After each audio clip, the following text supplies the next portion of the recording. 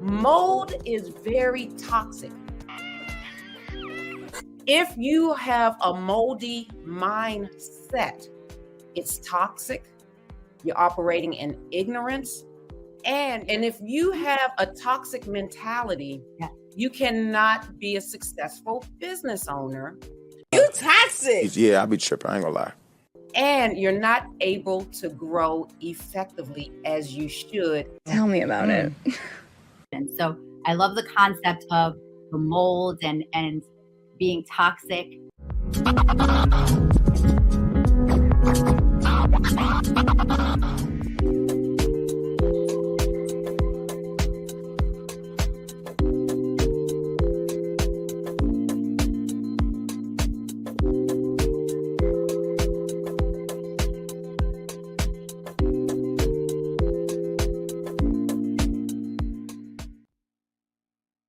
Guilty. Oh, that's a little ring. Let me put that.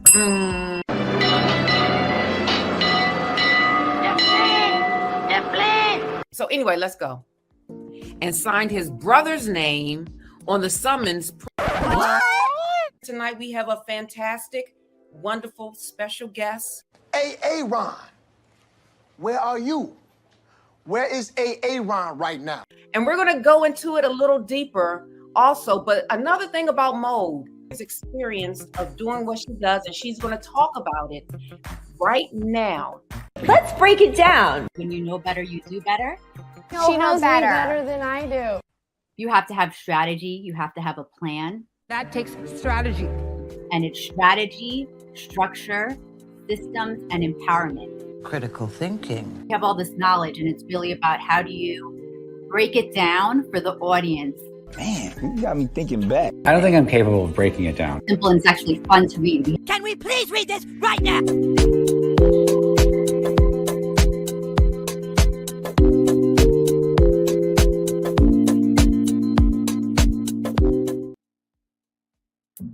If you have a comment, question, or concern you want us to discuss on the show, leave a voice message on the Urban Tools for Change hotline. I have some amazing news for The you. number is 973-264-3663. Yeah, this is me. That's 973-262-4363.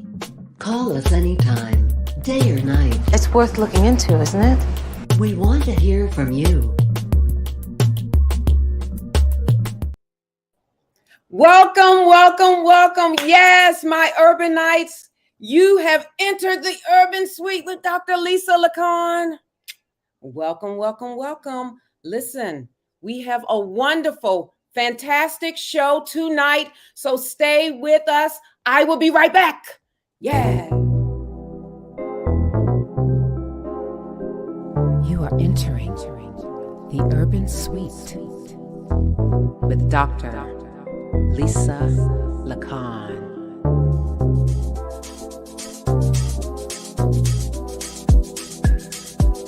Let's talk about urban issues plaguing our community. Let's talk about mental health.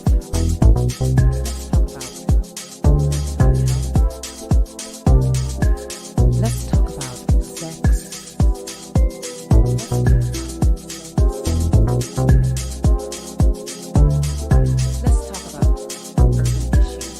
Let's talk about urban issues plaguing our community with Dr. Lisa Lacan. Listen, you guys, have you ever gone to the bank or the supermarket and all of a sudden police came after you with guns drawn? Oh my gosh, I have no idea how I would react, not respond, react in a situation like that. And then number two, we're going to talk about the Crown Act. I don't know if you all know about the Crown Act, but we're going to really get into the Crown Act because as you see, I have natural hair, and I'm going to tell you about my natural hair experience while going through not only college, but after I graduated and what was told to me if I wanted to be employed. And we're going to talk about Trader Joe's. I have the peanut butter cookies. And then my classmate told me about these other cookies that I bought. And then guess what? I had them on the counter and my son opened them and ate a couple. And he said they were good. So I don't know. So guess what? We'll be right back after our missing person segment, as well as some other stuff. So stay with us. Be right back.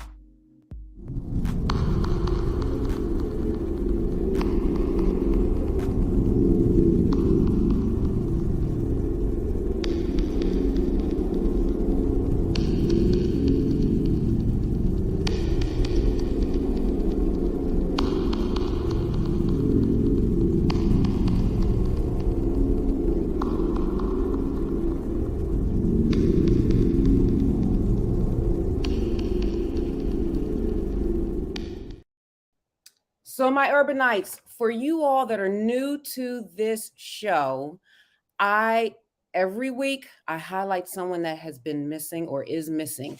And this week is no exception. This is Nolan Sorensen. He's been missing since March 15th, 2022 from Jacksonville, Florida. Jacksonville, Florida. So listen, my Floridians, if you have seen or know where Nolan Sorensen is, please contact the following number, what I'm going to do a little bit later. All right. So hold on for a second. He's 11 years old. 11 years old. He's been missing, again, Jacksonville, Florida. He's a male. He's black, medium complexion. He's 4'11", 100 pounds, black hair, short hair length, and brown eye color. He was last seen in the 4200 block of McCreef Road in Jacksonville, Florida. So listen, my urbanites, I need you all to I need you to share this information. And then after the show, I will put him up in my Facebook page, okay? So Nolan Sorensen, 11 years old. So if you have any information, please contact the Jacksonville Sheriff's Office at 904-630-0500. Let me repeat that for my iHeartRadio, Google Podcasts, as well as Spotify, because you can't see the number on the ticker.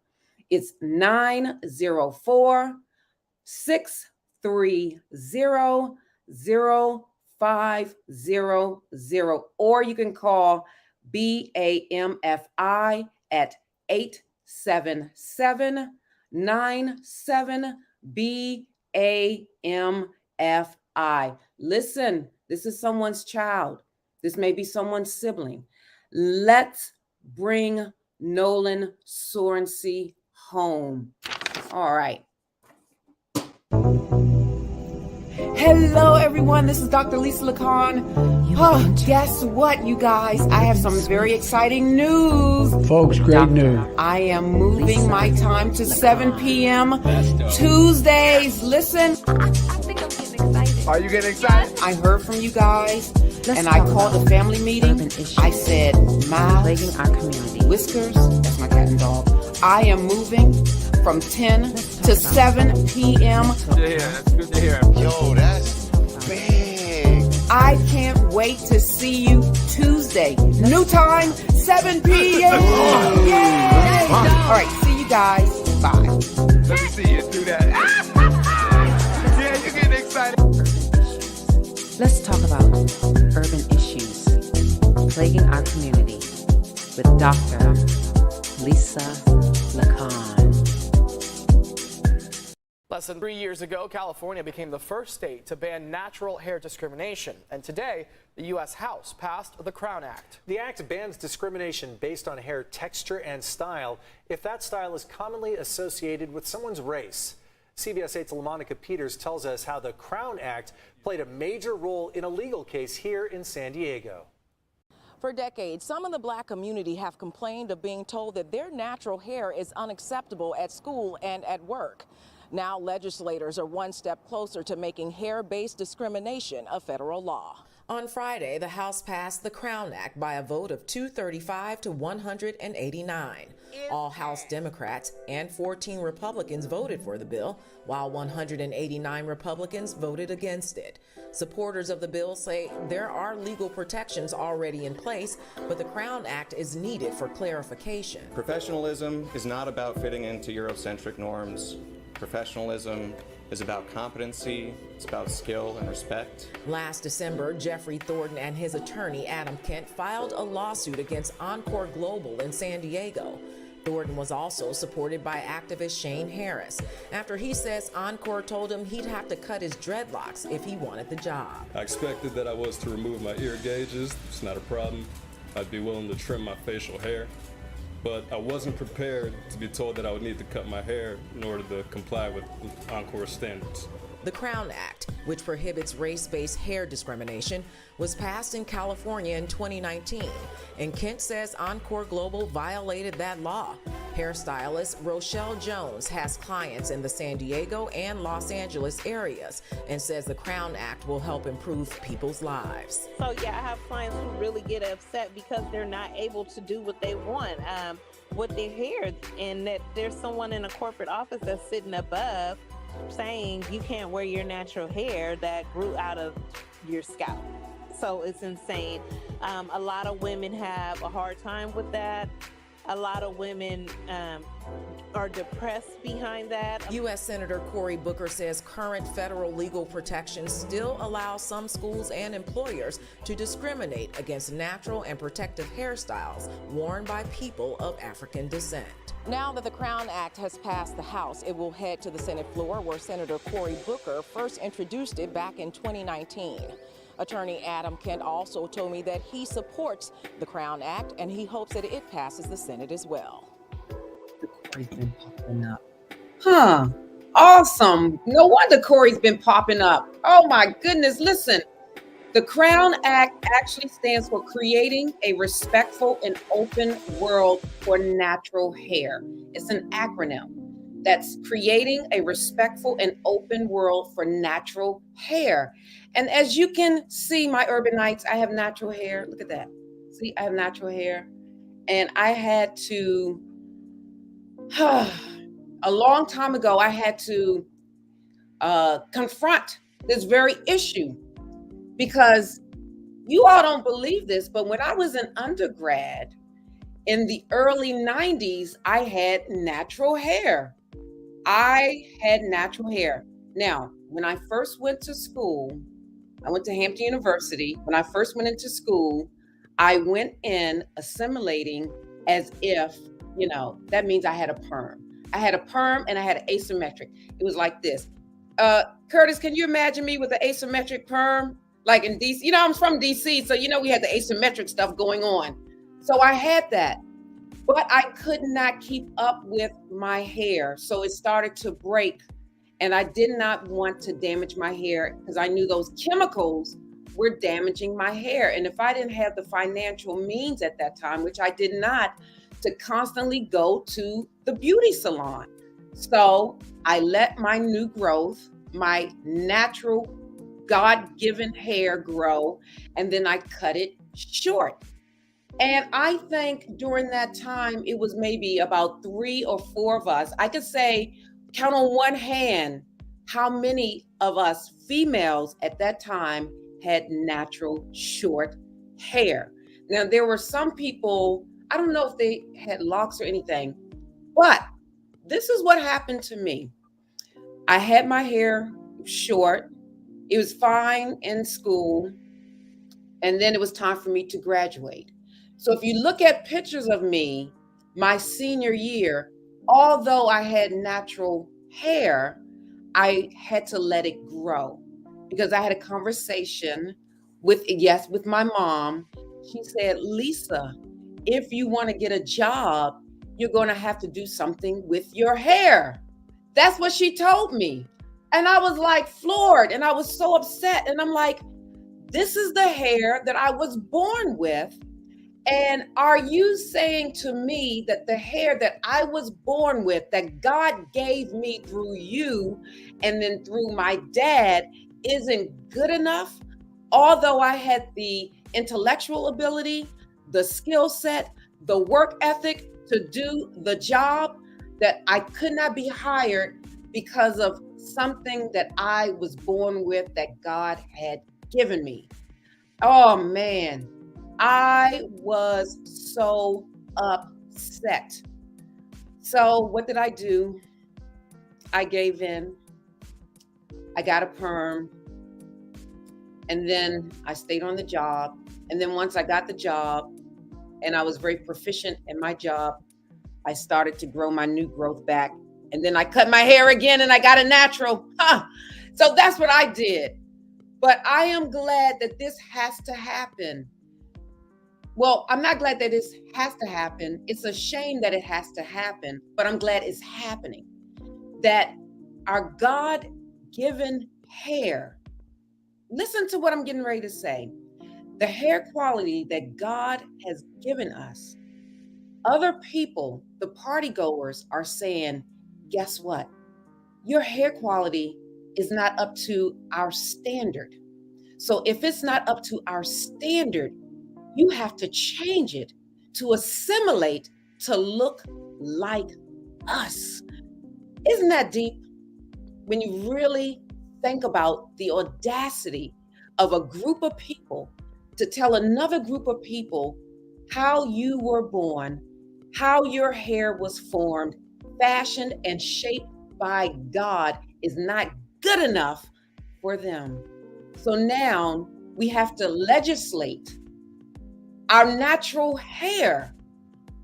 We have to think about that. We have to legislate our natural hair.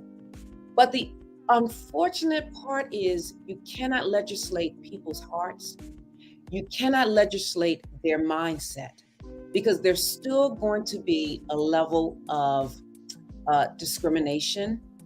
There's still going to be a level of, I'm sure, microaggression. And I call it micro assertion because they subtly try to assert their privilege onto us to make us feel that we're inadequate. And then we end up doing it to ourselves. We grow up saying that my nappy hair is bad hair and that straight hair is good hair. How dare you say that my hair, my nappy, kinky hair, which is a part of from my ancestors back in the day in Africa, protected us from the sun so that we wouldn't get burnt like some other folks, that my hair is bad. Man, this hair stuff, I'm telling you, it is something. And people make millions of dollars trying to assimilate to the party goers through wigs, through weaves. Do you know how expensive a wig, a very good wig is to make yourself look like something that you really aren't? I mean, think about that. And then think about walking through life every day with the understanding that the hair that you have on your head is not good enough for the majority of the people. That will play directly with your mindset. That will play directly with your psyche. That will play, I mean, it's incredible. Incredible. So I was very rebellious. And I have to say, I love my natural hair. And you know what? Give it up for Cory Booker. I had no idea that he led that in 2019. Had no idea. He's resurfacing. He's resurfacing. Oh my goodness. So yeah, so I was I was really offended when my mom told me that, you know what, Lisa, basically you need to perm your hair. Lisa, basically you need to put chemicals in your hair to make your hair straight so you can assimilate like the other people so you can get a job. Think about that. It's like the audacity. The audacity. How dare you? So anyway, you know what? That's my take. Curtis, you have anything to say about this? Well, I think that was a really interesting point, how you said that it was actually your mother that gave you that advice. And she was trying to look out for you, though. So it's a weird thing because she was trying to help you to the best of her ability, knowing what was out there. Yes. Right? But it's so bad that that's what's actually out there. There's going to be a little subtle form of racism, basically. That's all we're really talking about. Exactly. And to say that that's the world that we're in. Mm-hmm. And that's the world that we have to navigate every single day.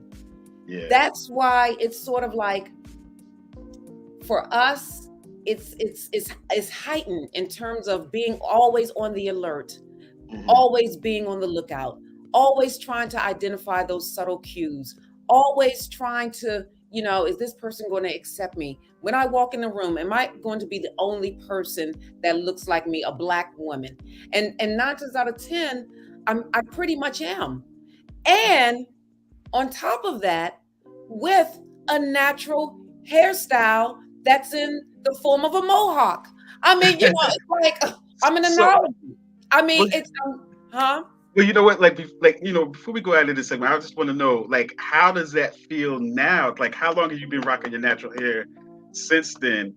And what does it make you think of now? Like, do you feel more free about it, or do you ever feel, put in a funny position? Well, let's see. So I had a natural for a very long time, and then I wanted to switch back. I think I was pregnant with one of my kids, and I went and got the doobie. You go to the Dominicans and they do your doobie. So I did that for a little while, and then I got tired of that. And then I went to braids when I started graduate school, because I knew, again, when I'm in school, it's like I'm in a zone. I don't have time to go to the hair salon. So I got braids. From the braids, I had new growth. And then from the new growth, I had locks. So I had my locks. I had 2 sets of locks. I had my second set of locks for almost 10 years, and my hair went all the way down all the way down to my back.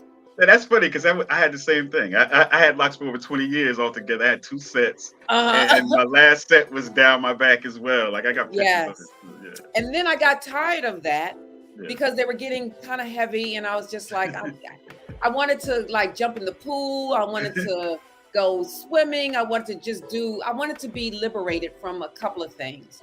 Yeah. So what I did was, each time I got my hair done, it was still locked, but each time I would go to the salon, I would ask her to cut it shorter, just a little shorter. It wasn't one big chop.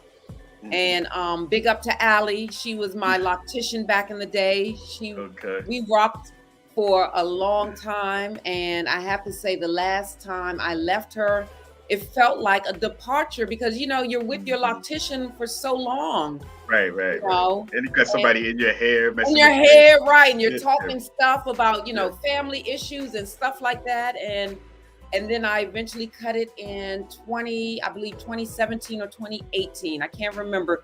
2017. I eventually cut it all off again. And what you see is what you get. And I love it. I feel liberated. I feel like I don't have to spend a lot of time in the hair salon. Now, I do go to the barber shop, which is a little awkward sometimes, because sometimes I'm the only female in the barber shop. Okay. And I know that the conversations change. Because you're there. Because I'm there, Right. When I leave, I don't know what they talk about, I can tell that sometimes the conversations kind of shift because a woman's there. And I get it, because that happens also, when a man comes into a predominantly female environment, we kind of changed the conversation, kind of changed, but Well, that's yeah, I love it. self-censorship. Yeah, that's self-censorship, which is another topic that we covered before, how people try, to patrol what they say in front of Yeah, other people. So yes. there's nothing wrong with that. No, But nothing at all. but it's good that you don't have to worry about some employer telling you what to do with your hair, like some of these other people, like the guy that had the lawsuit had to deal with. So, Absolutely not. Absolutely not. And that's why I am glad that, pretty much self-employed in a sense. mhm, And then the area and the industry that I'm in mhm. also, social services. Social services is pretty lax in a Right, sense. right. And thank God, because it's a lot of peer work, peer Mhm, recovery, peer this, peer that. mhm. And a lot of the peers have natural hair. A lot Right. of the women have locks, a lot of the men have locks. So the social services is fine. I'm not certain what type of business industry that is. It may be more corporate, but I know corporate, even at my alma mater, Hampton University, for the business majors, I believe the men are not allowed to have locks. Mm. Well, I mean, and then lastly, there are areas that it can't be controlled necessarily, because like in schools and stuff, like you had the incident where the young black wrestler had to cut his locks in order to compete in a wrestling match, or else they would have made him lose the match and stuff. And you have different things like that in schools, where like school attire and the way you're supposed to be presented in school, they have certain Right. rules. So It's a depending on the Eurocentric yeah. it's a very Eurocentric perspective. Even if you go to like Africa, Mm, in the courtroom, mm. they wear the Eurocentric Oh, wig. right. The wig, yeah. Mm. They wear the Euro. That's a European Eurocentric wig. In Africa, they Yeah. just as dark, wearing these white. Right. Wigs. It's like, when are they going to get rid of that? Right, right, right, right, right. Well, look, let's continue on, because we have some more that's in this sort of vein a little bit with uh, discrimination, let's say, because we do have the Ryan Coogler story coming up. Right. So maybe let's take a quick break and let's go into that. Excellent. Okay. Yep. Perfect. People had dogs. They had big dogs. As sure as I'm looking at what I see right now, so I'm walking.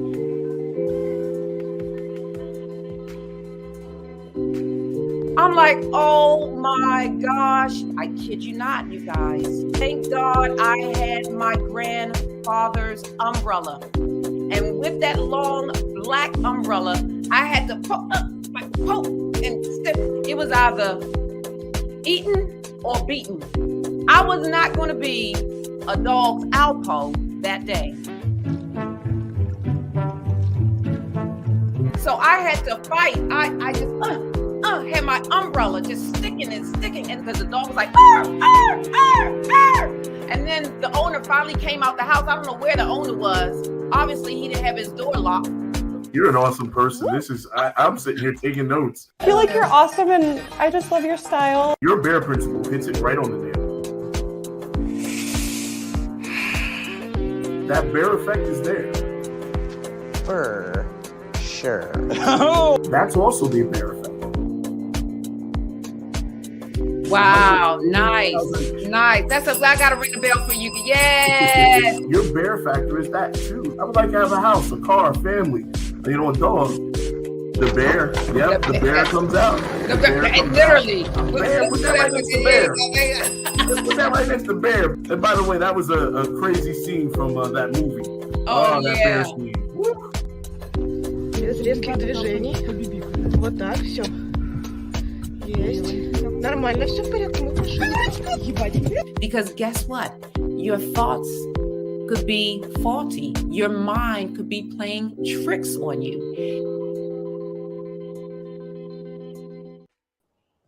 Oh, I'm always like looking at his hand. How does he do? What is he doing? Like, what is he doing? I'm trying to do that. And I'm like, I'm looking like is that the camera editing or something? I don't know. I'm like, you know what?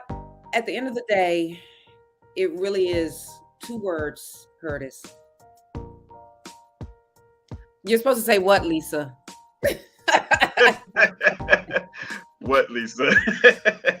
Racial trauma. Those are the two words. Yes, you're right about that. You're definitely right about that. But this is very interesting piece though with Ryan Coogler. And I'm gonna try to pull this background music down just in case you need to hear this really well. It's a very interesting piece that comes up here. So we can start at any time you want. All right, yep, we can start it right now.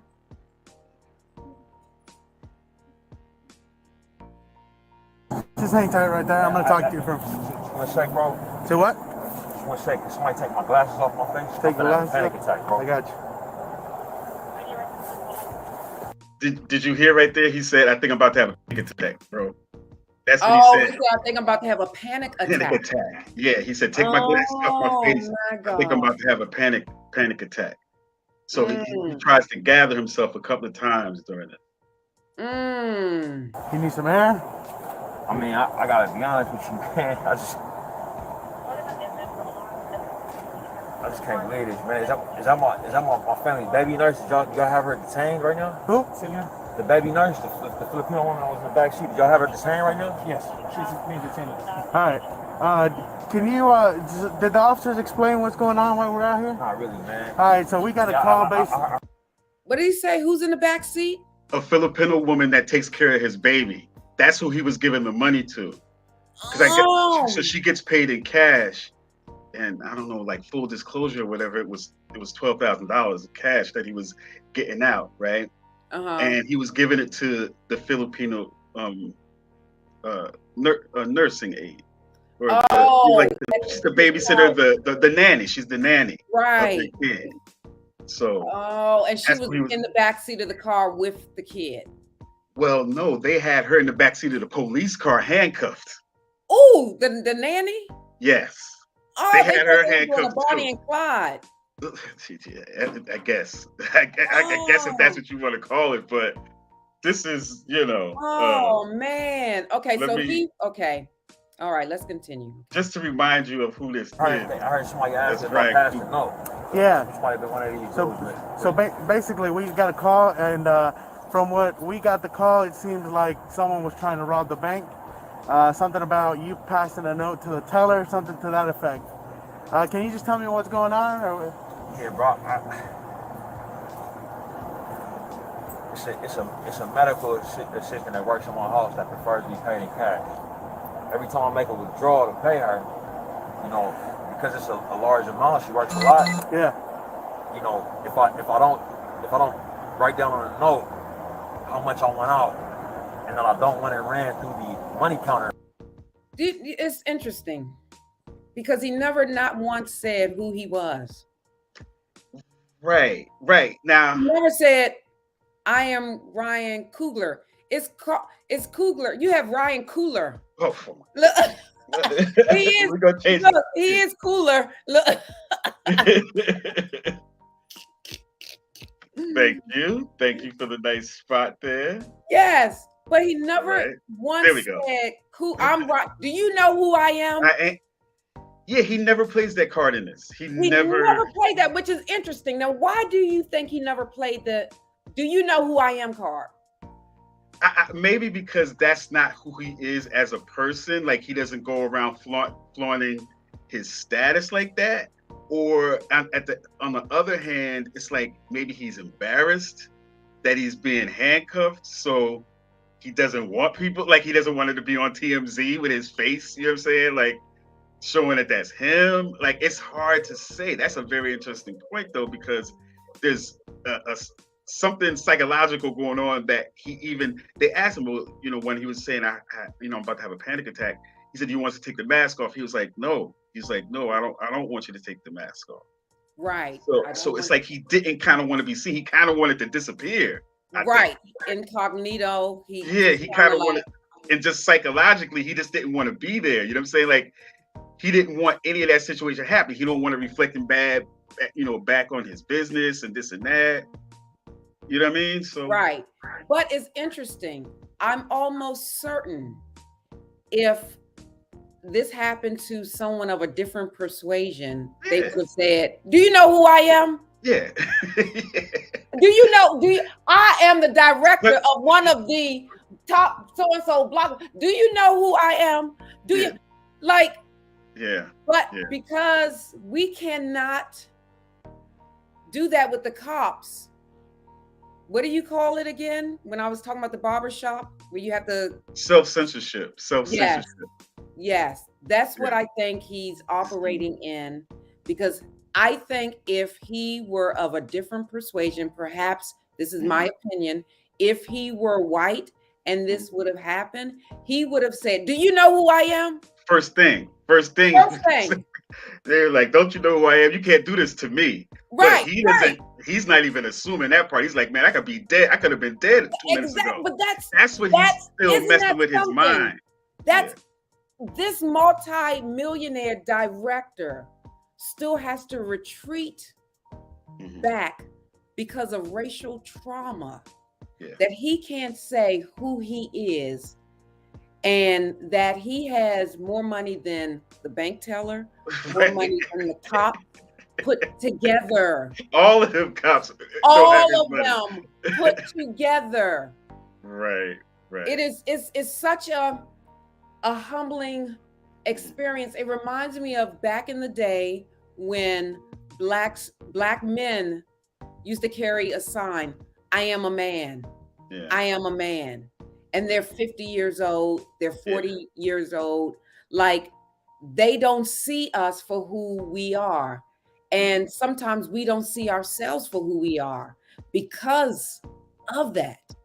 Well, look at it. I mean, he's sitting in the back of a police car in handcuffs, like any other person that just tried to rob a bank, though. Right. So how, like, that's how he feels. Like, he wasn't treated with any kind of deference or respect. So he's already assuming the worst probably at this point, you know? Now he's just trying to get the relief of being out of it. That's something. Oh my gosh. Okay, let's right there at the desk. The whole bank ends up looking at me because they just hearing money going through the account. And I don't feel safe. I don't feel safe getting money out like that. So every time I go to withdraw it, you know, I put the amount, the account I want to take out of, and I put my own card in, and then they usually take, you know, like always just get the money from me. You know what I'm saying? Gotcha. I don't understand. So you make well. That's, like I said, that's the reason why we're out here, and that's the reason. And he still didn't tell them who he was. He still didn't tell them. Like, he could have pulled that card but I don't know. I guess he doesn't feel like he should have to pull that card, maybe. Well, you know what I mean? Like, because maybe he don't think that he should have to be like, "Oh, well, I'm Ryan Coogler, you shouldn't do this to me." But what about if he was just a regular person that had that amount of money and he was paying this person legitimately, like it was taken out of his own account? He put his card in, he had to give him his ID. So, like, he did it the regular way. Like, it wasn't anything fishy really going on, other than the fact that he said, he wrote on the back of the bank slip, "Please do this off on the side, do this in the back when you count be the money. discreet. Be discreet." So that looked funny to the teller, and now we have this situation. But it's interesting. Again, go ahead. Yeah, I want you to see, like, you know, what happens, because you got to remember, he's actually still in cuffs right now. Right, he's still in cuffs. He didn't rob a We bank. detained everybody because we didn't know exactly what was going on. So you make I gotta be honest with you, man. Y'all never asked me what was going on. So yeah, well, unfortunately, we in those situations, Where's the ID? This pocket? See his head go down. Just hang tight. How? One sec, bro. Sir. So the reason that we don't. See, he's breaking down. Right? I got you. Go ahead. Do you need to get some first aid? You need to take the mask off for a second to get some first aid? He is really having a panic attack right now. Yeah, because he's in cuffs. He's having a panic attack, and every situation that he's either seen personally or that he has seen in a sense as a third party about being shot and killed by the police is happening right before his very eyes. His life is probably flashing in front of him. Now, okay, now with regard to the bear effect. Now, are those unfounded? Are those unfounded beliefs is expected as reality? No, Or are they founded? It's founded on perhaps what he has personally seen, and that is perhaps the witness data or what has happened to him in the past. That would be the historical data, and then what he has seen in the movies, what the Fruitvale. Yes, he's director of Fruitvale Station. Right, That's what that whole movie was about. Yes, that's what it's about. And he's like, man, I'm not making no wrong moves. I could be dead. I'm not making any wrong. I'm going to be as humble. I'm going to be as humble as I possibly can be because I don't want to provoke anything. I don't want to provoke anything. And to be perfectly honest, I probably would have passed out. Look, the only saving grace I think is the fact that there's a lot of black officers there. Right. So he feels, I think, a slight bit more comfortable. Right. But he's still not comfortable, but it's definitely his beliefs expected as reality because he's expecting to be harmed. The hearsay data alone will have him expecting that. Like, yes. He ain't have to make a whole movie about it. You know what I'm saying? Like, come on, like he, that's part of it right there. So absolutely. And you see how his head is hanging down, like, because the guy was trying to check for his ID. Like, again, he didn't, like, I guess he didn't say who he was yet. He didn't say who he was. But so he felt upset by that, though. Like, the guy was still treating him like a criminal when he just told him he put his bank card in there and he gave him the ID already. Right. Like, you don't really have no reason to really check him and have him in cuffs right now. Well, because in the cop's mindset, what is this black young guy talking like him withdrawing $12,000 cash easily like that's nothing for him. That's nothing. And he still didn't say who he was, that he's a multimillionaire. Even when the guy asked him for his ID, he's never said, oh, I'm Ryan Coogler. Nothing. I guess he feels like I shouldn't have to do this, though. Like, you know what I'm saying? Like, he feel like, even if I wasn't Ryan Coogler. But why do white people do that? Why would white people pull that? They know it works. They know it works for them. I don't know if it really I don't know. That's a good question. We don't have the hearsay data that says that works for us. Yeah, I don't know. Or the witness data. Like, you know what I mean? We don't have none of that. Like, does that work for us? Like, I don't know. We'll I don't know. Well, let's see what's happening. Let's see. I got a 5-month-old baby at home, bro. I don't want to take my mask off, bro. Yeah, I understand.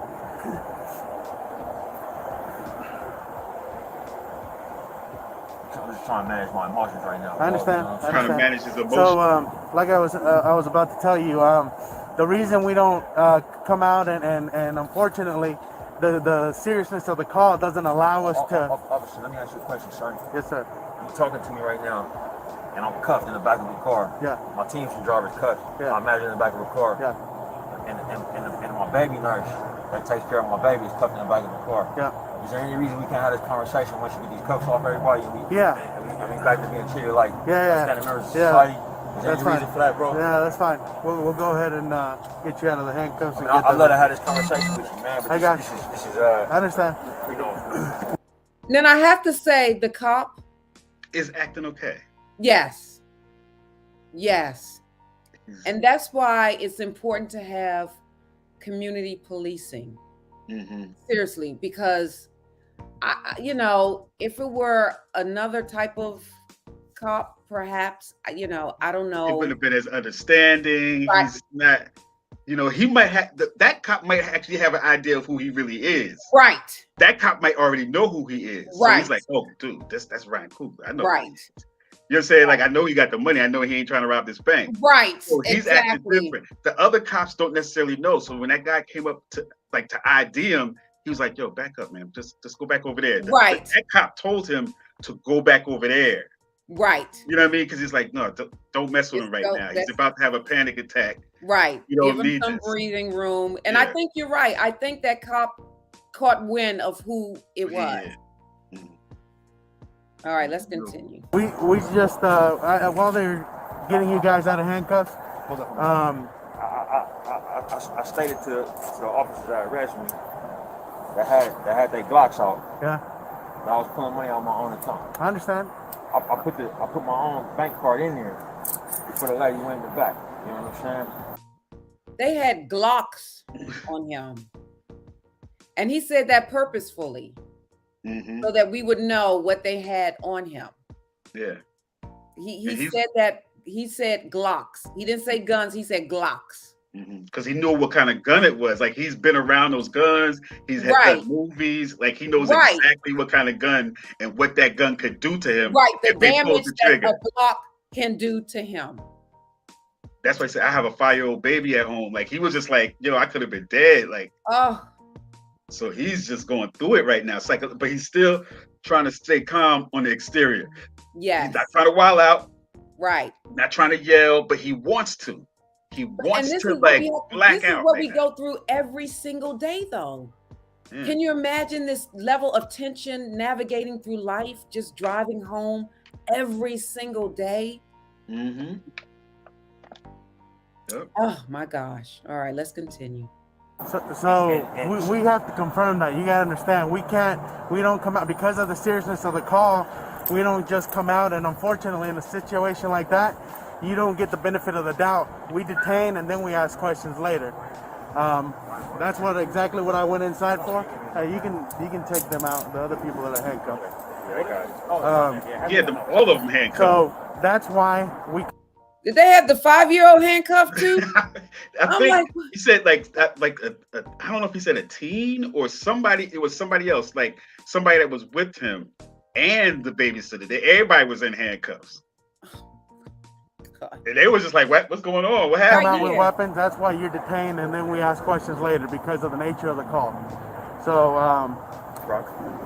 say it again, sir.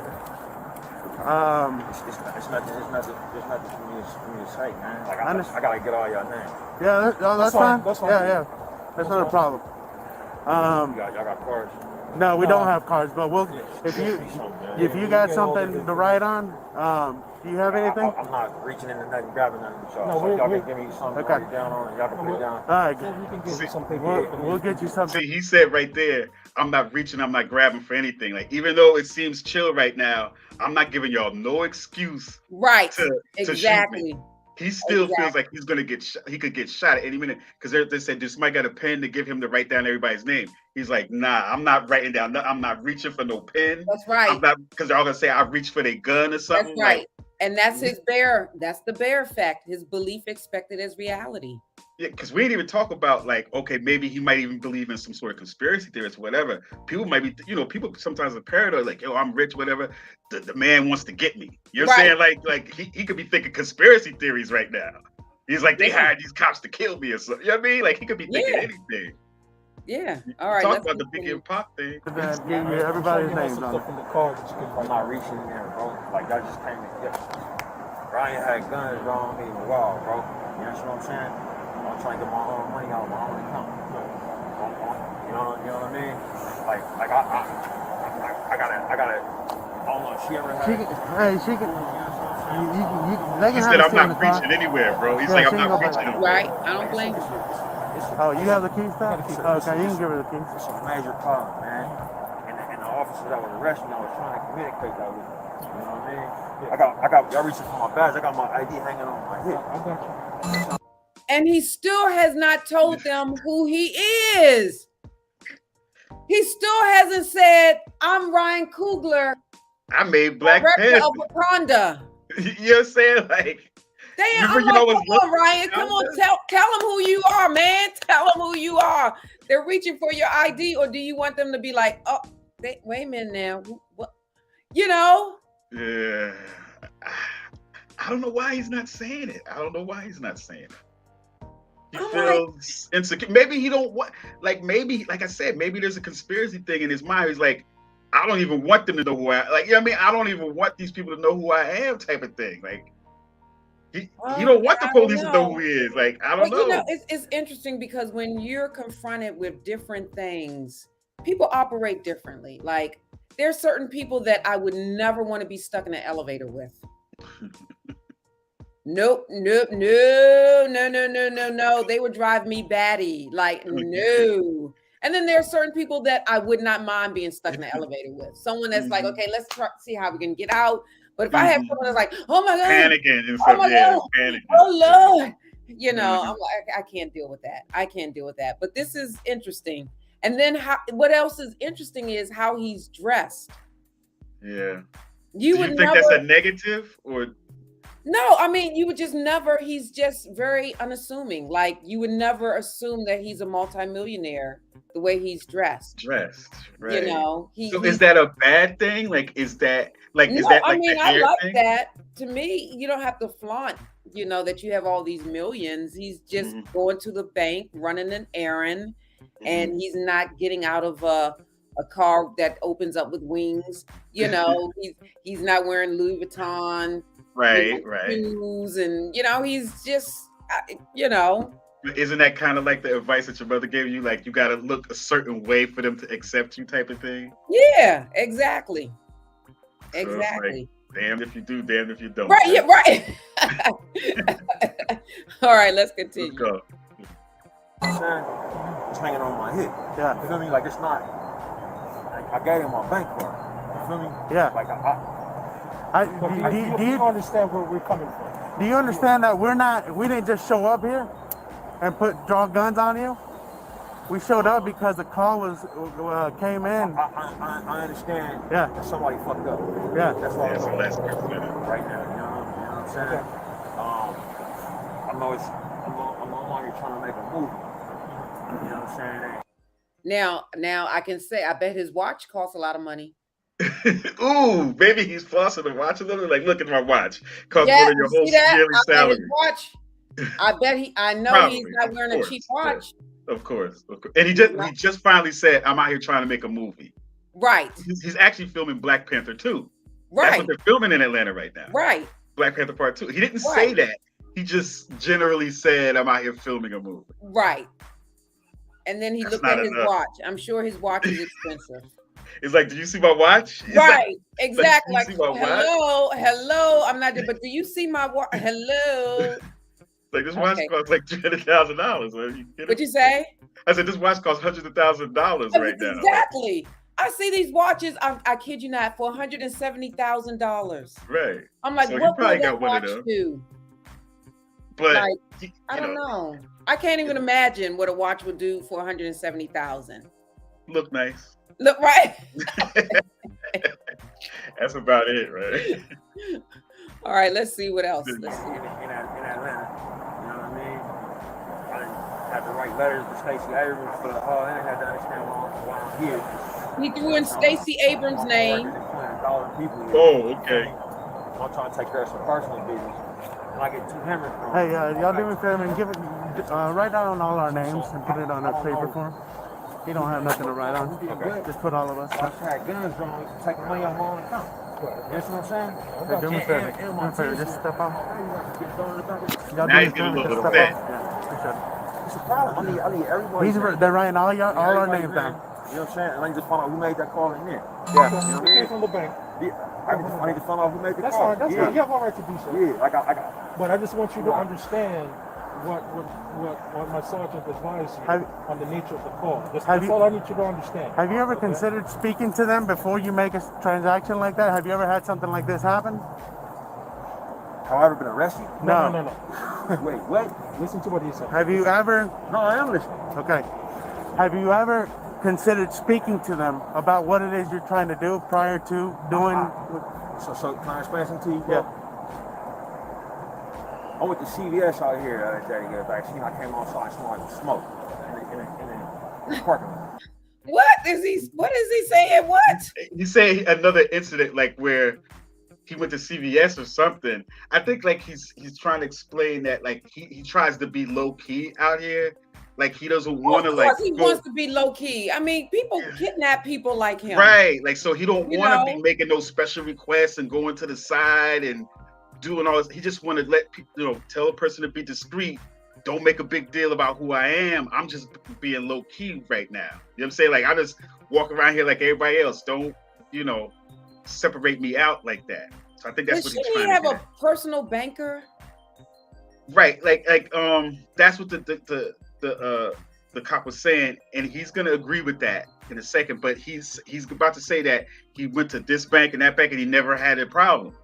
So he just he's like I just been doing this type of stuff low key and I never had no problem. That's why he said, "What, have I been arrested before?" Because it's like no, this never happened before. Right. Maybe he's just very humble. Yeah, he's too humble, maybe. Right. Yes. Maybe he's a little I bit. would have pulled out the card by now. Okay, so I'm. Do you know who I am? Like I would have pulled out that card at this point. I'm down here filming Wakanda 2. Right. I mean, come on now. And y'all are sweating me. I'm trying to get y'all money state. I'm trying right, to get y'all state money. You know what I mean? Like, come on, man. I'm trying to help y'all out. I'm employing all kind of people. I'm paying police to be down here. Thank you. It's like I'm paying y'all salary for a lot of stuff down here. Don't you know what it costs? So you all can work longer hours to be security for, I'm like, okay, let's continue. You know what I'm saying? Always getting the vaccine. Yeah. I'm not trying to out here, bro. Like, I'm not saying out loud how much money I'm taking.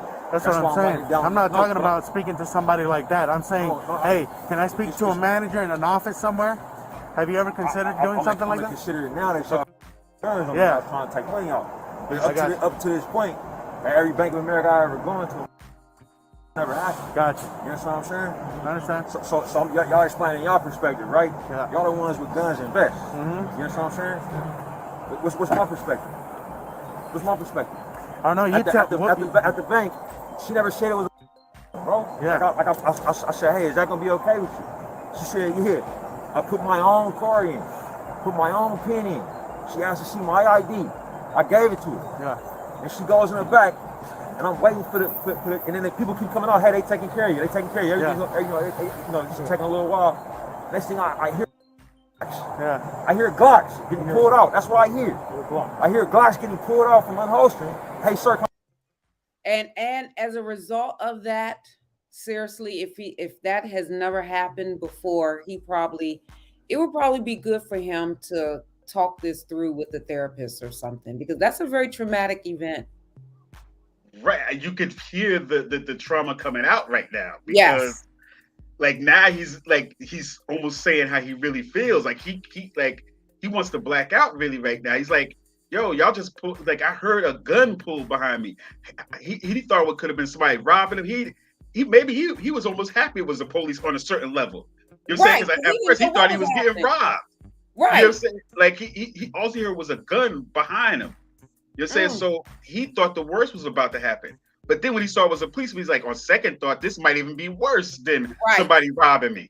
Exactly. You know what I'm saying? Because like they could just kill me for no reason, thinking I'm a bank robber. Yep. So he's like, man, like either way, this is just bad. This situation is bad. And I'm glad you put this up, the intensity levels associated with fear, the 8 levels of intensity associated with fear by Atlas of Emotions. So when he first heard the guns, that was trepidation. Uh-oh. Like, wait a minute, something's not right. I know that sound. I know that sound. Wait a minute.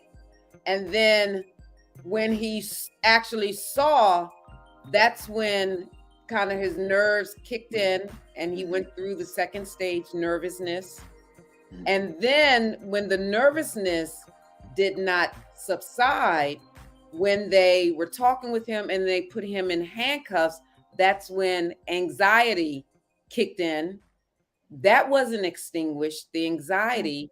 And then from that, with the handcuffs on, being taken out of the bank, now is dread, like, oh my God, what is going to happen to me? I cannot believe this. So he's at this point, he has all these thoughts going through his head. And then while he's sitting in the car, handcuffed, thinking about the nanny, thinking about his kid. Now he's in a sense desperate, feeling desperate, and he's angry also. Right. But But he's having to suppress that anger though. He has to suppress the anger, and then that's when the panic comes in, because he's not allowing the anger to be released. And that's when the panic comes in. His breathing, all of that, his heart, he can't breathe. Plus he still is wearing the mask. So that's compounded with the panic. And now he's probably thinking horror, like, oh my God, is this going to be the end of my life? He's thinking about his 5-year-old. He's thinking, yes. He's thinking that this could have been the end of his life right here. Yes. Yes. So, and I think I see him starting to sweat too, because now it's just like coming out, like, because he really wants to just black out on them right now, but he don't want to do that because it could go any sideways, any kind of way. So And he's that's still not that secure. desperation right there. The flip side of that is rage. Yeah, right. He That's has what a you lot always of rage right now. Mm-hmm. He has a lot of rage, but he is suppressing it. Mm-hmm. He's But then it comes out in other ways, though, right? Right, Like subtly. it comes out expressed in different ways. Like at a different time later on, he's gonna still be expressing the rage from this incident. You know. Yes. And even when he sees the next cop, he's still gonna feel a certain type of way. That bear effect is still gonna be there. It's yep. Because And you know this what I is mean, like historical data. This is historical data. right, Because exactly. he This is the target Mm-hmm. of that bear effect. He is the target, and this is historical data. It's no different than me being attacked by those 2 dogs. Like it was me that they were after. It's him, that historical data. And we talked about this. The witness data is whoever is around him. So say, for instance, his 5-year-old. If the 5-year-old were older, or if the 5-year-old will remember this incident, this could scar the 5-year-old child also. If his child were around and saw her dad being taken in handcuffs and being put in the back of a police car. That's very scarring for a child to see, you know. And then also the nanny, for the nanny to experience it, because that's historical data for her. That's right. That's historical because she's a target also. She is also in handcuffs. Now, as a result of this, if he's giving her $12,000, they may actually see if she's a legal immigrant or not. Yeah. So this may open another can of worms. Yeah, so she all kind of worried. She got historical data and witness data too, because she's seeing what's happening to him. That's her employer. That's her paycheck. If he get killed, how she? You know what I mean? Like, come on. Right. But look, for her, it's now historical data. Now, say for instance, if she is illegal, I don't know if she is or not, but I'm just saying, when you pay someone that amount of money, cash, you know, you're paying them under the table. Okay. I'm sure she doesn't have a 1099. You know, let's be real. She is not doing no employment verification. So I mean, maybe she's sending it to family members or something like that. It that. doesn't matter, but this is my point. Like, maybe it's historical data because it's happening to her. It's witness data because I'm sure she's seen, if she is illegal, she's seen what has happened to people that have been, you know, apprehended, whatever. And then she's seen it through the media. Yeah. So she's probably like, oh my goodness, like what is going to happen to me as a result of this? Are they going to dig any further? Are they going to dig? Why are you paying her cash? He can pay her whatever he wants. That's fine. That's his business. That's his business, right? He can pay her cash, but the woman, if she is not legal, that's another level. Well, let's not, let's not assume that. I don't want to assume, but I'm just. Let's assume everything's above board. Okay. Right, yes. Let's assume everything is above board. But just we continue on a little bit real quick. All right. I'll talk to you for a minute. You understand what I'm saying? So you see my perspective. Yeah. Yeah. So I mean, Not every how many officers you got on there? It's not, man. I mean, yeah, there's 5 of us out here. See, he feels like, real quick, when he's looking at that list, he feels like they're trying to swindle or sucker him a little bit, because all the guy wrote was the last names of everybody that was there and the case number. Now, he doesn't necessarily know how the case number thing works and everything. So he's like, you just put Fernandez down here. Like, there's like 20 Fernandez over here. Like, how you? That's what he's about to say. But that's the look on his face. He's looking at that list like, are y'all trying to put something over me? Like, y'all trying to jive me, man? Yeah, right. Can you give him the case number regarding the accident? That way, what's the case number? Say it again, sir. No one's withholding anything from. Wow. Do we have any more of their property? Yeah, right here. Give them all their property. No one's withholding anything from you. No one. Can I just calming himself? Go ahead, take your time. Lundy, can you give me a case number? Y'all are withholding shit from me though, right now, right? What are we withholding? So I call Atlanta and I say, hey, Officer Fernandez. That? Yeah, that would be me. I got first initials on your names, right? Yeah. Why they not on here? I'm gonna give you a case number. Why they not on here? Let's put the first initials on here, like I got on y'all junkies. That's why we're giving you the case number, dude. Calm down. You telling me to calm down? Yeah. Okay. All right, it's getting a little heightened right here. I can see the body language. He's getting heightened. His body, he's like, wait a minute, no, I'm not feeling this. I need names. I need and he still hasn't told them who he is. He hasn't said, listen, I'm down here directing Wakanda 2. I'm Ryan Coogler. Wakanda forever. Right. but he still feels like they're trying to hold something back. Like they're holding information. It's like, if I just call down here and ask for Fernandez, like how many Fernandez is there? Right, there's plenty, I'm sure. Like Officer Jackson. Like, come on, bro. Like this, how many people, Officer Johnson? Like, what does that tell me? You know, so he's like, oh, case number. He's like, I don't really. And he said the officer just told him, look, man, just calm down. And so that makes you a little bit more right. upset. When people say just calm down, you're like, no, it's heightened. It gets heightened just a little bit when people say just calm down. Well, no, I don't want to calm down. Who are you telling me to calm down? Y'all could have just killed me. Right. And saying, so he is being very calm right now.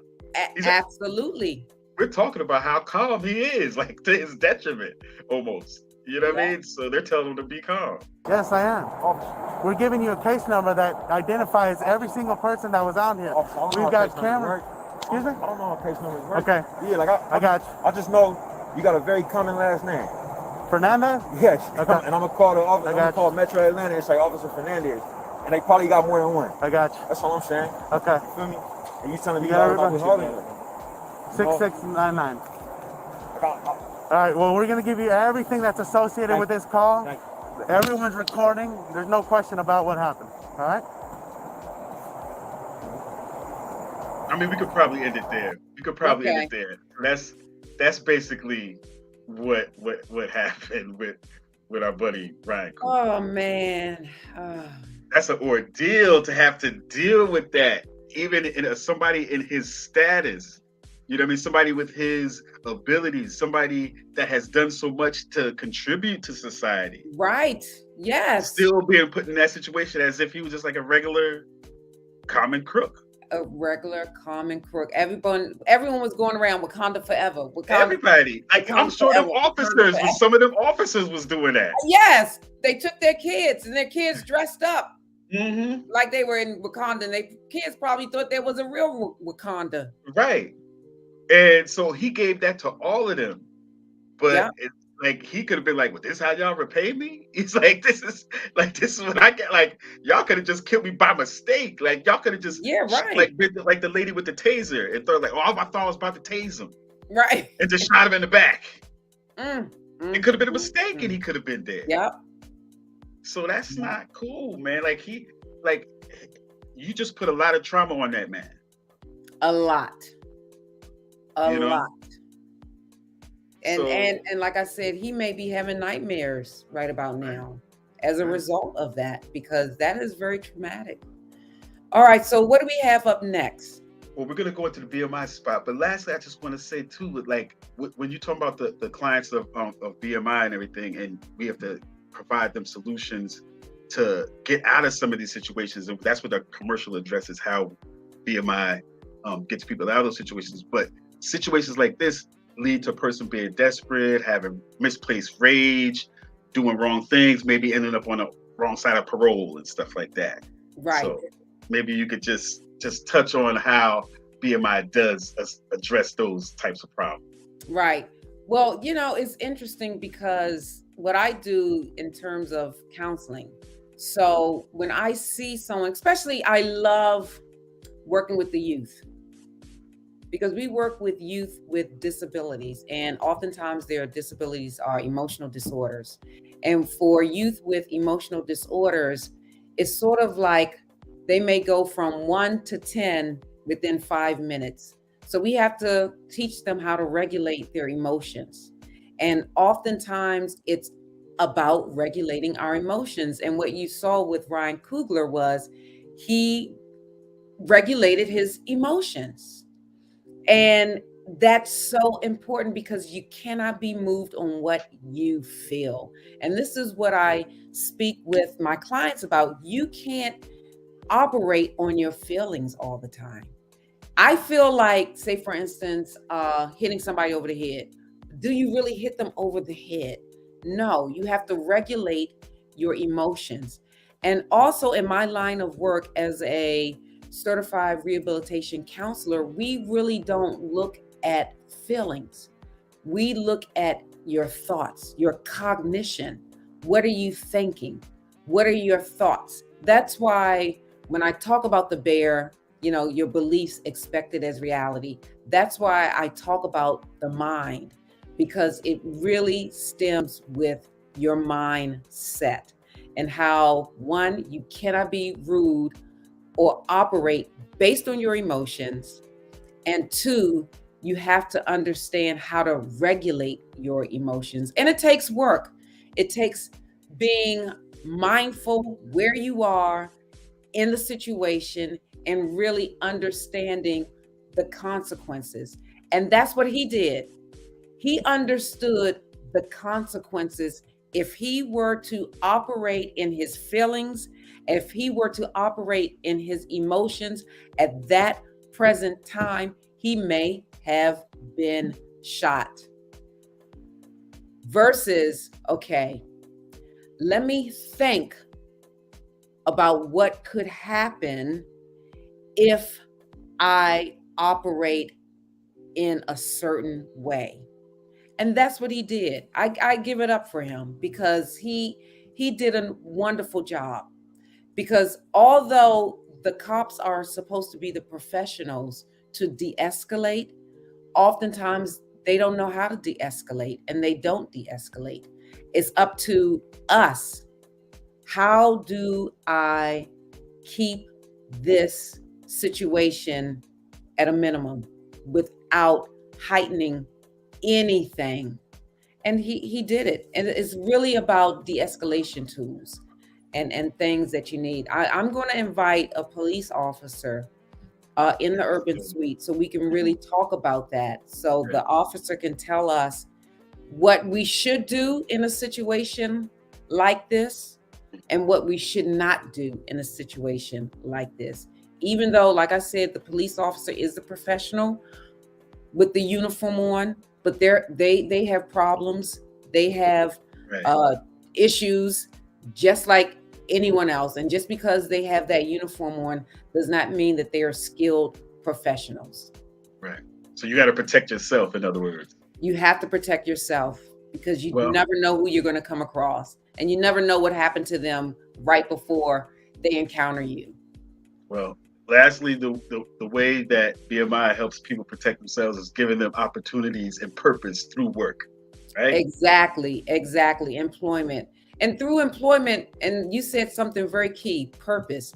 Through employment, you understand your purpose. And then you think about, okay, if something happens to me, will I be able to fulfill my purpose? And it can change the trajectory of your life when you really think about it in that sense. Like, if I did this and I know my purpose is X, Y, and Z, this, if I act up, is going to affect my family. My child will not have a father. And you have to think about those things. That guided his decisions. In a second. Yeah. That guided his decisions. What Ryan Coogler was thinking about when he made the choices not to flare up and not to get excited, and so that's very important. And let's go into that BMI spot. I think we can get people something to look forward to, something positive. Right? So listen, we are sponsored by Blessed Ministries Incorporated.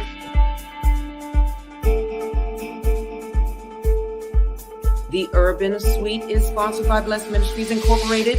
We are the premier workforce development agency in the state of New Jersey. And we work with various populations to get them employed, you guys. We work with those under the supervision of parole. We work with adults with disabilities. We work with youth with disabilities, like teens with disabilities.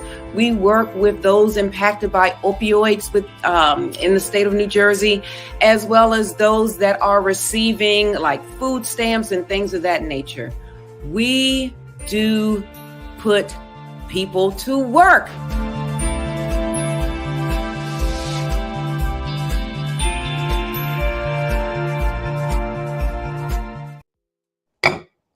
All right, listen. Okay. Yes. The last Trader thing. Joe. Oh yes, we got two things to get into. Let's get into. Yes. Should we play the spot from last week so that they'll know what we're talking about? Yes, for Trader Joe. Yes. Yes, absolutely.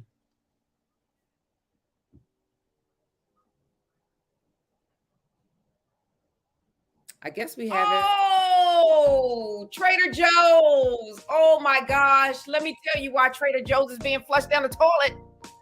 I go to Trader Joe's all the time, and I would go there for their oatmeal raisin cookies, the little oatmeal raisin cookies. Their oatmeal raisin cookies were the bomb. For real, for real? I don't know. All right, if you say so. And she said, no, they discontinued the oatmeal raisin cookies. I said, what? Now, can we pause, record scratch? You have got to be kidding me. You should have.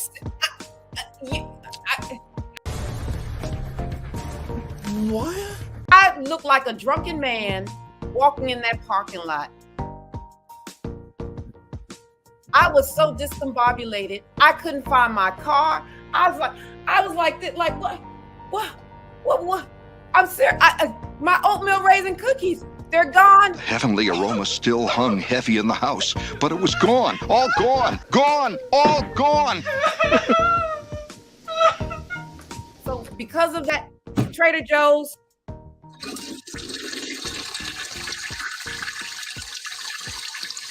you get the flush.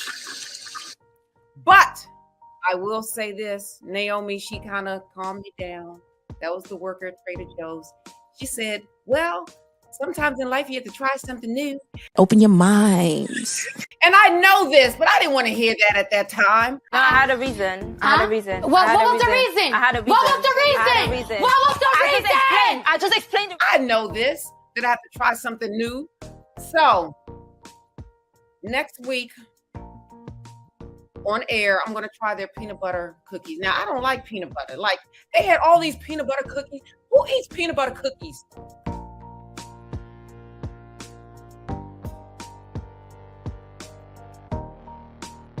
Double chocolate chip.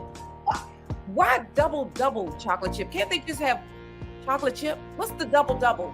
So they get rid of my oatmeal raisin cookies for peanut butter and double chocolate chip and some other stuff. I'm like, okay. Anyway, I'm gonna try it on air. The peanut butter cookies next week. Wait, are you serious? I don't like peanut butter, but I do like peanut butter. Does that make sense? Like, I like peanut butter and apple slices, but I don't like peanut butter cake and cookies and stuff. But because it's Trader Joe's, I'm going to try it. That's brave. I cannot do the double chocolate chip. I really don't like chocolate chip cookies. Okay. Wow. All right.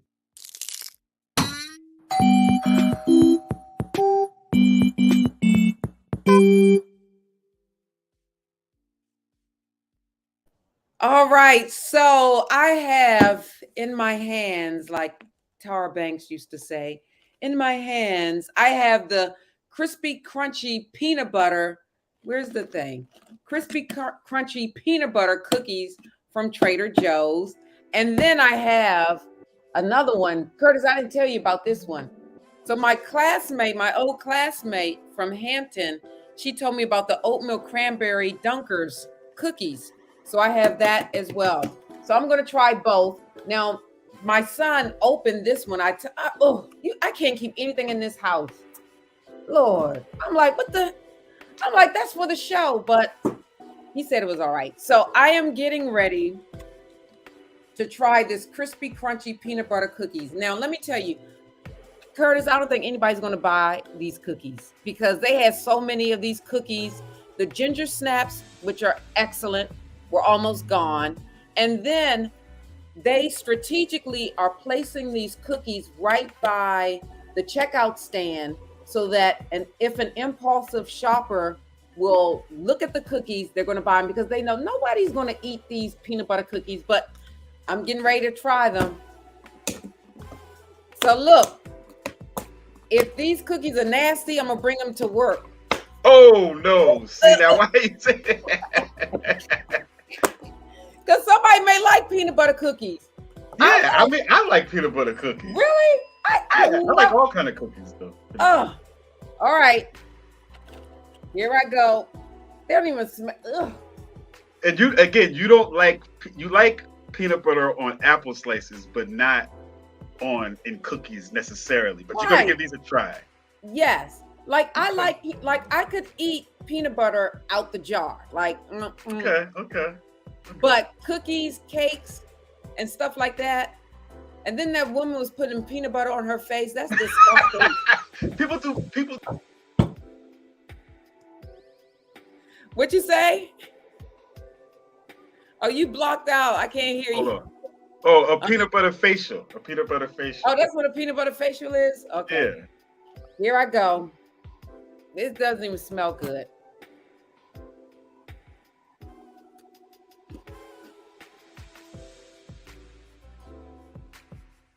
Mm-mm. No? Yeah.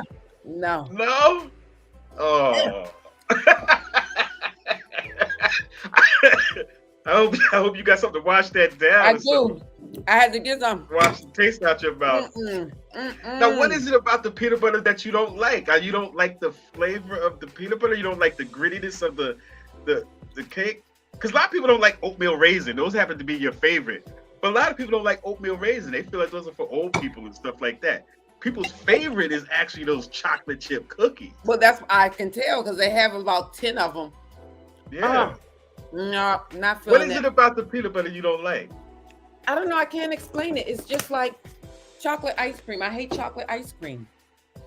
I would never order chocolate ice cream. My brain just does not excite my brain. It does nothing to me. It just doesn't. That was. Do you like the oatmeal cookies because you like they're a little bit tiny bit more healthier? You think maybe? No, they just taste better. I love Okay. I love raisins. Okay. Well, a lot of people don't like raisins. Wow. I love raisins. I love raisins. I love craisins. I love oatmeal. I eat oatmeal. If I could eat oatmeal every day, I would. I love oatmeal. But maybe you like the health effects of oatmeal. I think you have like a little tiny crumb on your cheek. Which side? Other side. There it is, right there. This thing is like. But, I wish I could scratch my tongue. Oh, come on. It can't be that bad. I like all cookies. I like the peanut butter Curtis, cookies. I'm going to bring these to work Yes, tomorrow. I'll eat them because I like the cookie. I like peanut butter cookies. Now, this one is, this is oatmeal cranberry. And I just said I like cranberry. Yeah, like the oatmeal. Yeah, that's the replacement. Now, that's the thing upgrade. is, this white fudge with white fudge drizzle. That's a bit much for me. I don't need all that. Yeah. But let me see. This how Or maybe it is the upgrade from the regular oatmeal crisps. Mm. Now they're a little crispy, right? Like they're like a little crunchy, right? Do you have that? Do you have the oatmeal flavor like the other ones have, or is Yes, it does. A little of the oatmeal. Mm-hmm. It doesn't have that same oatmeal flavor like the regular oatmeal raisin ones had. They just changed the recipe a little bit. They added some different stuff, and they added the crazy. Can you taste the craisins? I can't taste it. I taste this white drizzle. This white overpowering it a little fudge bit. Drizzle. Mm-hmm. White fudge. Mm-hmm. Why had to be white fudge? It's not bad. It's a little sweet for me. Yeah, that's what I would think. Fudge. All of that. Yeah, there's The all fudge that. is a little It's sweet. like ice. Yeah. Now their ginger snaps are excellent. So maybe they just getting you to try something new, like Naomi said. Yeah, well, it won't be these peanut butter cookies. I'm flushing them down the toilet. Where's my toilet flush? Oh, don't tell me the peanut butter cookies get the toilet. Oh wow.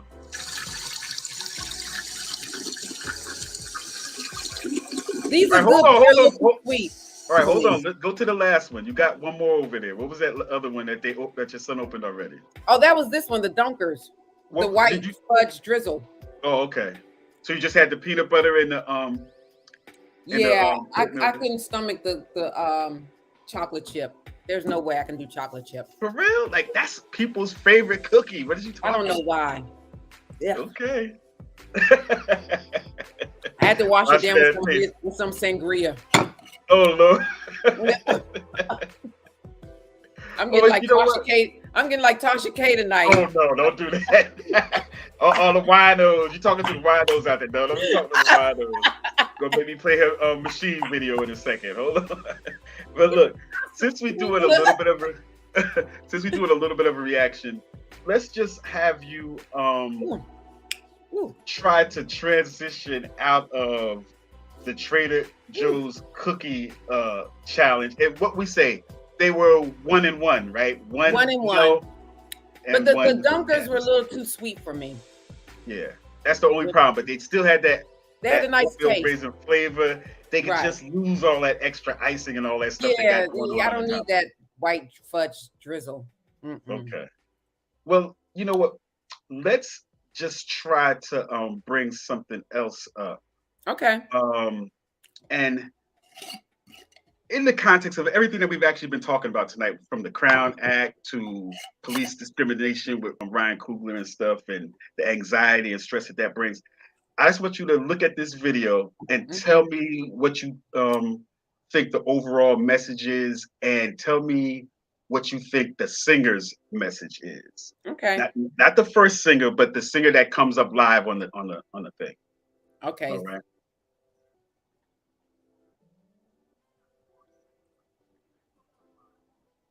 Oh, freedom.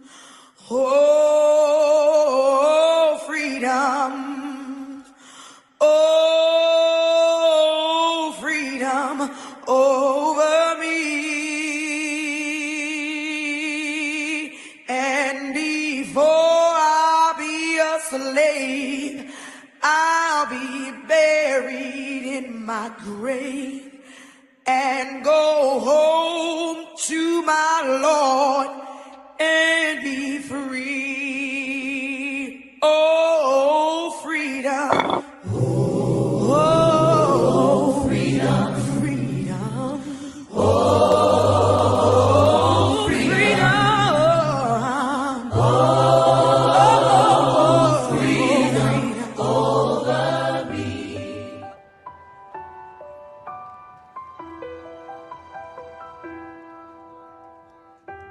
I'm trying to hold my breath, let it stay this way. Can't let this moment end. Take my hand, can you share this with me? 'Cause darling, without you shine of 1,000 spotlights, all the stars we steal from the night sky will never be enough, never be enough.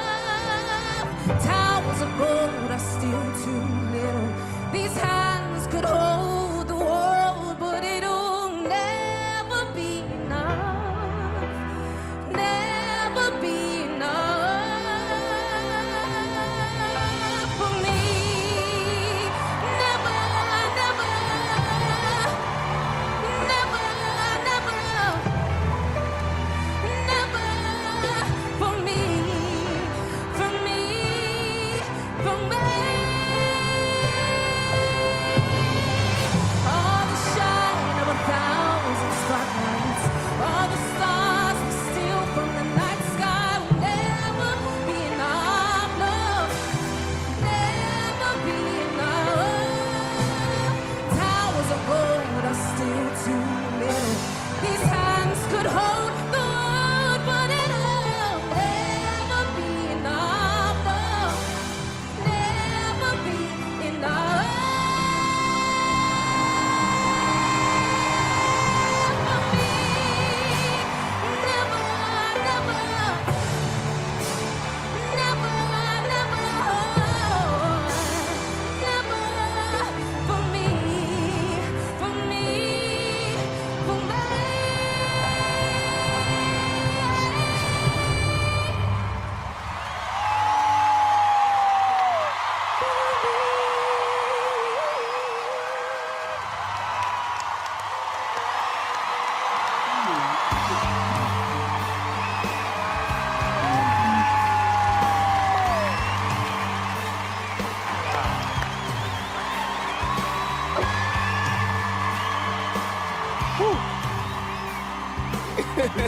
Always gonna be.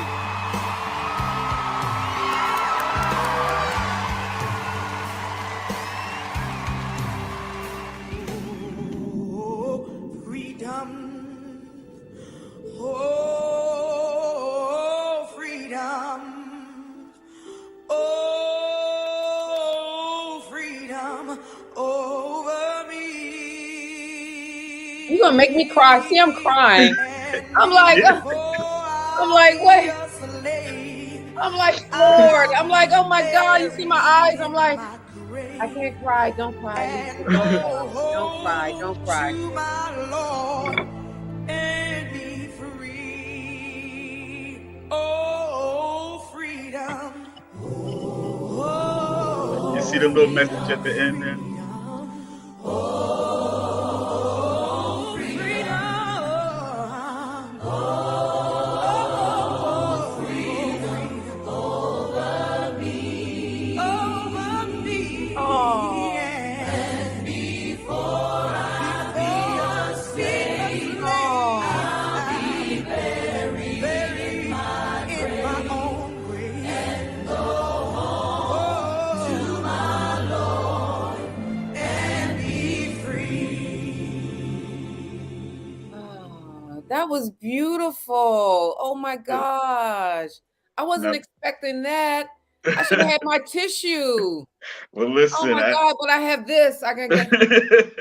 but listen, I had to actually edit that piece, and trust me, like I was crying the whole time I was editing the piece because like I was Oh actually putting my the piece together. gosh. So I'm sitting there watching it for like an hour, just what I mean, like going back and forth, like Beautiful. thinking about all the stuff that Black women have put up with and have persevered through Yes. to the point where we get to now where we have Ketanji Brown Jackson being, nominated for Supreme Court, finally having a Black woman on the Supreme Court. Yes, yes, yes. And that last paragraph, I do really have to use my scarf as my thing because I have no tissue. I have no tissue. I thank God I have my little scarf around my neck. But I was thinking about when the last paragraph, because I think I told you that Rutgers Yes, yes. I'm being honored as a distinguished alum of Rutgers University. And when I received the notice about that, the letter, I thought about what that paragraph, my mother, my grandmother, Right. just everybody, and it.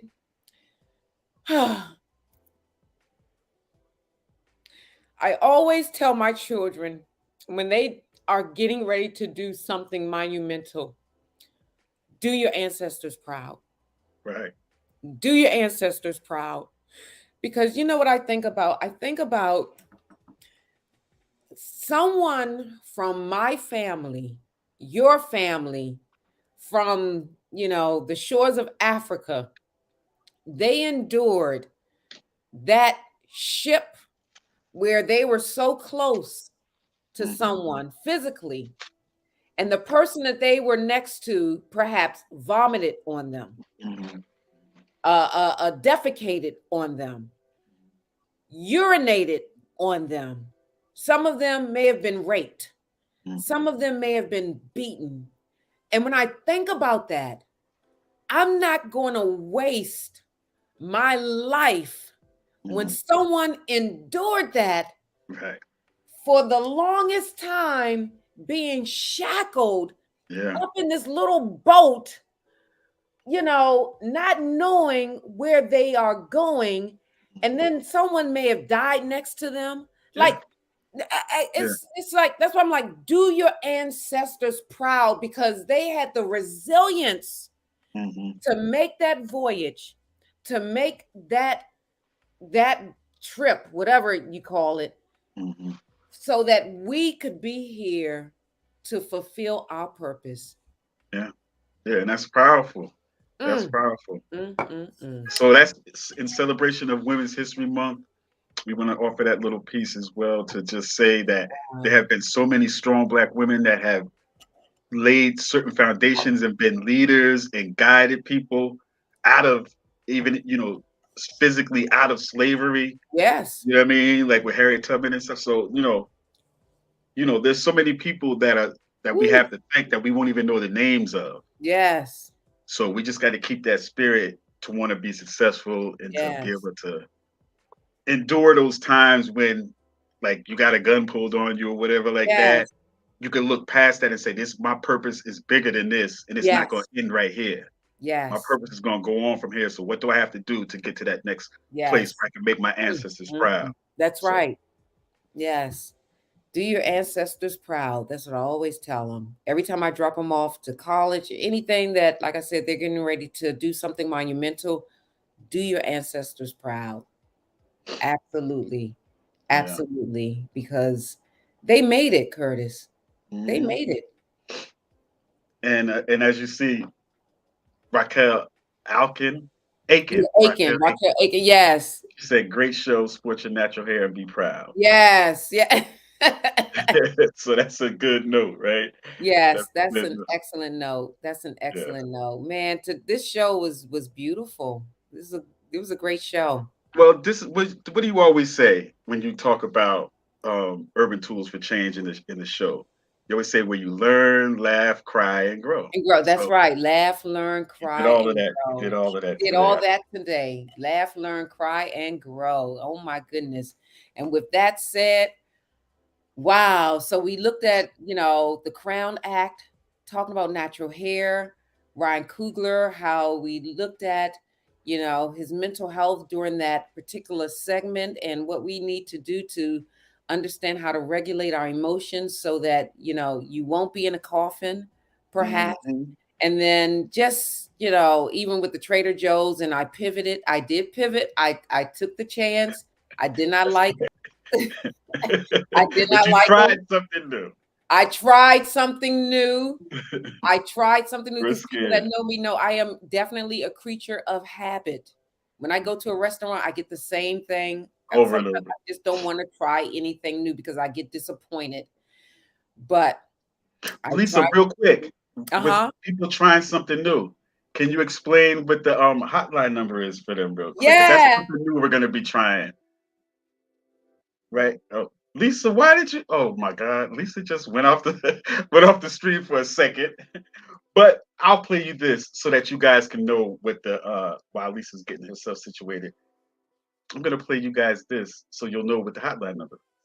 If you have a comment, question, or concern you want us to discuss on the show, leave a voice message on the Urban Tools for Change hotline. The number is 97326243363. That's 97326243363. Call us anytime, day or night. We want to hear from you.